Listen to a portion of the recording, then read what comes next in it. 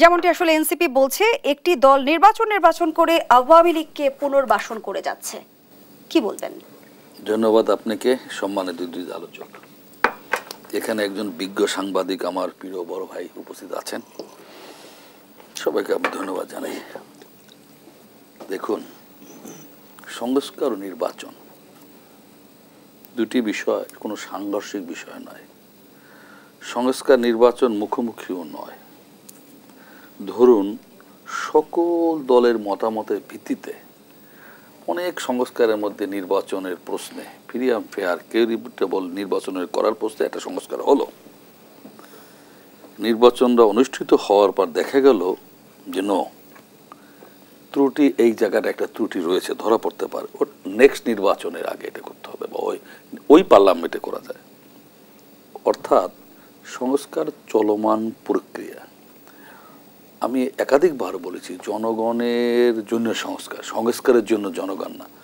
যখন যে জিনিসটা অধিকাংশ জনগণের কল্যাণের জন্য দরকার, তখন পুরনো বাদ দিয়া সেটাই করা, সেটাই সংস্কার। তার মানে চলমান প্রক্রিয়া, কোনো শেষ নাই। কিন্তু এনসিপি যেমনটি বলছে যে মৌলিক সংস্কার এবং গণহত্যার বিচারের আগে কোনো নির্বাচন হবে না। আমি তাদের এই বক্তব্য দুটি অংশ, বিচার আর নির্বাচন হবে না। ধরেন, ফ্যাসিস্ট একটি আন্তর্জাতিক ট্রাইব্যুনাল, আন্তর্জাতিক ট্রাইব্যুনাল না সৌরভ ভাই? আন্তর্জাতিক অপরাধ ট্রাইব্যুনাল জামাতের শীর্ষস্থানীয় নেতাদের ফাঁসি দিয়েছেন। আমাদের একজন জাতীয় স্থায়ী কমিটির সদস্য সালাউদ্দিন কাদের চৌধুরী সহ অনেককে।